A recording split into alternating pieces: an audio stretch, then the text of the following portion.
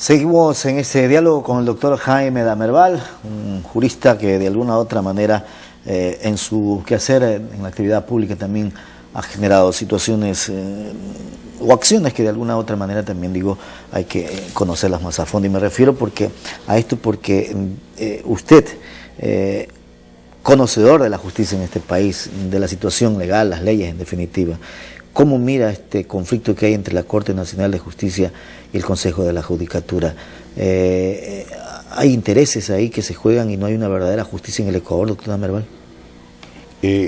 Hasta este momento, y no obstante que tiene algunos años el Consejo de la Judicatura, lo cierto es que ese Consejo nunca cumplió hasta ahora su función. Y no obstante haber tenido una minoría, por si hubiera sido una mayoría, fuera distinto, una minoría de seres solventes. Generalmente su balance, el balance que hacen los abogados del Consejo de la Judicatura es que ha sido un organismo que ha contribuido a la corrupción. En este momento está presidido, acertadamente en mi concepto, pero sigue manteniéndose allí una pugna, que hasta este momento, dentro del Consejo de la Judicatura, porque otro es la pugna entre el Consejo de la Judicatura y la Corte Suprema de Justicia, claro, pero es que dentro del Consejo de la Judicatura, es decir, dentro de los dos polos, en el primer polo, es decir, el polo sur, en el Consejo de la Judicatura, también hay distintas clases de pingüinos que son pingüinos caníbales, que entre ellos se quieren devorar, y me parece que son actos de vanidad intrascendentes. ¿Y en el otro polo? Que debieran superar. ¿Qué es la Corte en el otro polo de la Corte Suprema de Justicia, no sé si usted ha oído que los pingüinos del polo sur no pueden volar, en contraste con los pingüinos del polo norte. En la Corte Suprema de Justicia lo que hay es unos seres desplumados llamados vocales suplentes, ministros suplentes arrancados a prisa de todas las viejas cortes, y desde luego hay personas solventes allí y personajes aterrorizadores, específicamente en las salas de lo penal, donde hay caras que se esmeran en parecer austeras y siguen siendo grotescas, y que sin duda harían un mal papel en una película sobre una luna de miel. Entonces, en la Corte Suprema de Justicia hay también otro conflicto entre las dos cortes, la Consejo Nacional de la Judicatura, que es una corte, y la Corte Nacional de Justicia, que es otra. La Corte Nacional de Justicia es la que está llamada a juzgar a los jueces, pero la Corte Suprema de Justicia le disputa y dice, no, yo quiero que yo mismo juzgar a los jueces, no te metas tú, yo quiero juzgar a mis jueces. Es decir, yo estoy de acuerdo en que sea el Consejo Nacional de la Judicatura, es decir, un órgano autónomo, pero conformado en una forma distinta. Hasta este momento no ha sido más que un revoltillo de vanidades y una mezcla de distintas aletas de insectos. Es decir, eso es todo. ¿Se quiere o se necesita entonces una depuración sana dentro de todo el país, de todo el país, y la consigna a partir de ahora en los distintos gremios y profesiones es que cuando nos encontremos con un ser corrupto no preguntemos ni cómo se llama ni a qué partido pertenece, simplemente derribémoslo. Derribémoslo jurídicamente, aislémoslo de nuestras mesas si es en sociedad, ¿no? Y si es en la abogacía, llámese juez o llámese como se llame, cualquier título, persigámoslo y derribémoslo. Acudamos a la fiscalía, denunciemos cada caso, persigamos definitivamente a los corruptos. Es la forma de sanear al Ecuador. Lo otro, al estilo de García Moreno, pero sin disparos, por lo menos todavía. ¿Todavía, doctor Damerval? ¿Por qué se expresa de esa manera? Porque el clima de la situación es gravísimo. No existe justicia en el Ecuador. Digo lo que dicen todos los colegios de abogados y no se atreven a decir, no existe justicia en el Ecuador. Lo que hay es islotes de justicia. Y cuando uno se encuentra con un juez excelente, es un arcángel de luz, en un ambiente de sombras tenebroso, de fiscales corruptos y de jueces malditos.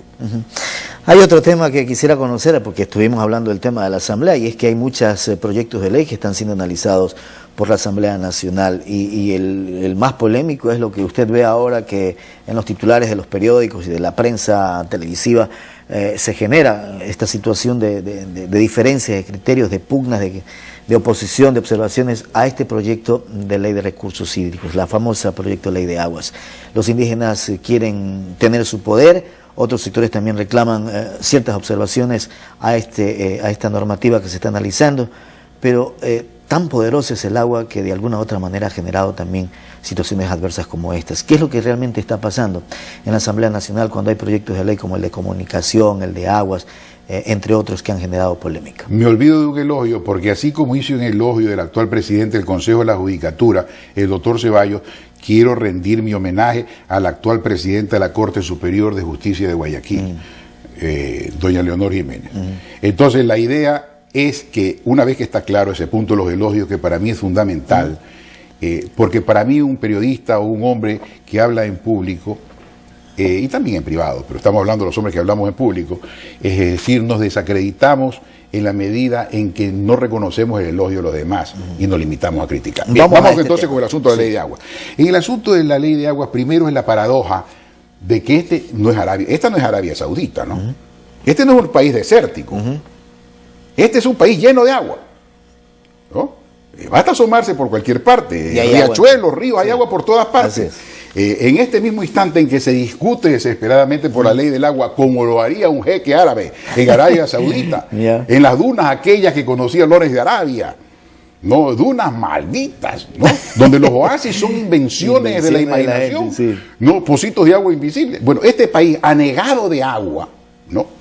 Resulta que está discutiendo la ley de agua con una ferocidad realmente increíble, mientras el agua del trasvase del río Daule se agota en el mar ya hace algún tiempo, y creo que años, sin mayor provecho.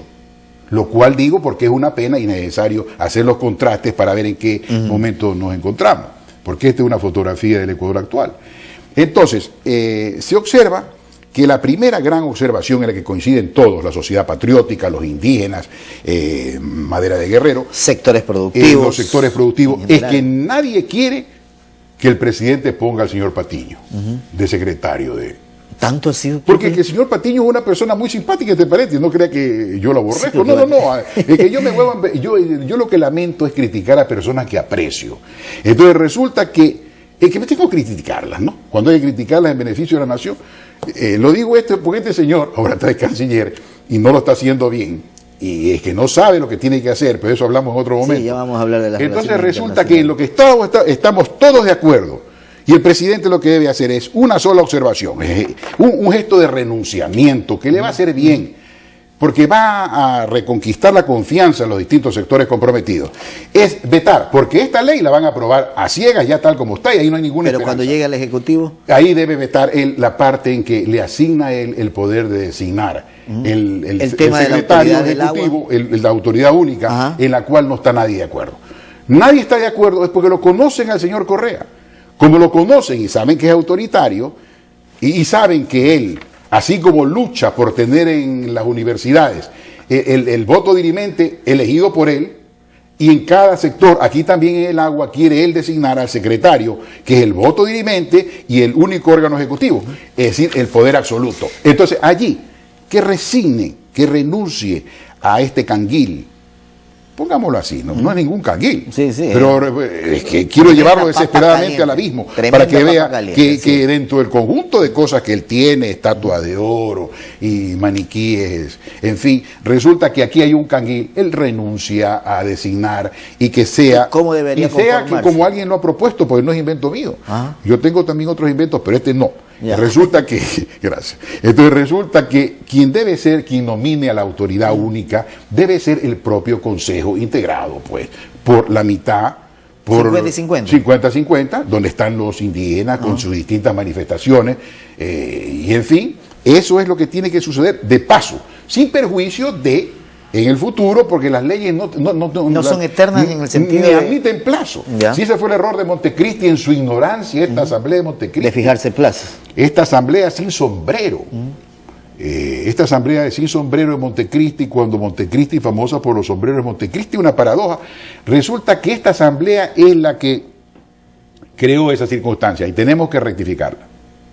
Si es que de alguna forma se puede rectificar, sería la única vía, como usted dice, la del veto. Caso contrario, vamos a seguir... en los indígenas merodeando alrededor del palacio y midiendo su heroísmo en cuántos metros consigue acercarse como una competencia de atletismo para lanzar una piedra. Si se aprueba esta normativa, los indígenas van a entrar con todo. Pero no si es que se les admite por lo menos que ellos participen en la elección de quién va a ser el funcionario y que no va a ser dependiente del presidente de la República. Porque ellos tienen otros temas, por ejemplo, el tema que los obnubila, que los ciega, es, por ejemplo, el de las minas, que los aturde.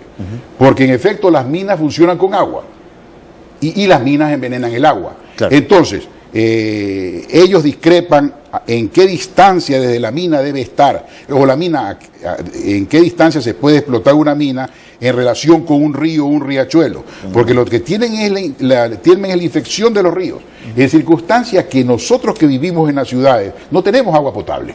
Usted ha ido a otras ciudades del mundo donde el hotel le garantiza que usted abre una llave y se toma un vaso de agua con una aspirina. Aquí usted no debe hacer eso. En consecuencia, si no podemos hacer eso, los indios tampoco deben discutir que deben existir embotelladoras, porque las embotelladoras son las que tratan el agua que el Estado no alcanza a tratar para que sea potable. Es que uno no va al río Guayas a tomarse un vaso de agua, eso no lo hacen ni los marineros de alto bordo.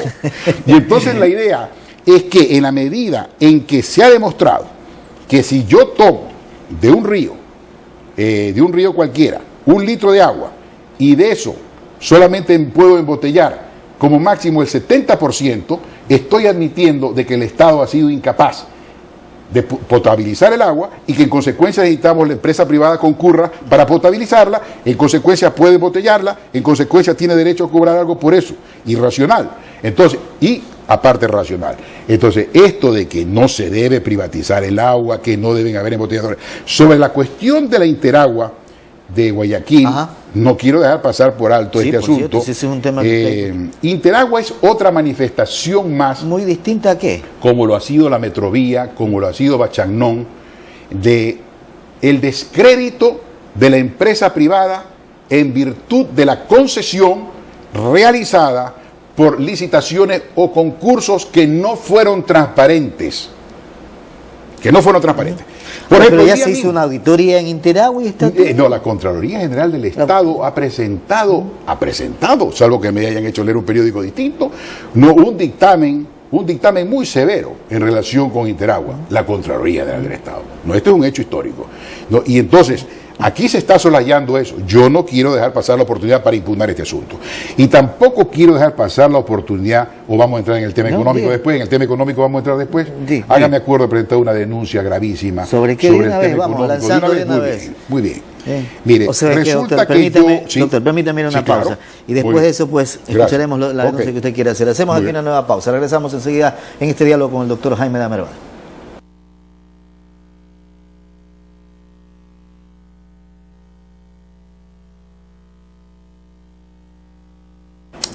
Estamos en este diálogo con el doctor Jaime Damerval.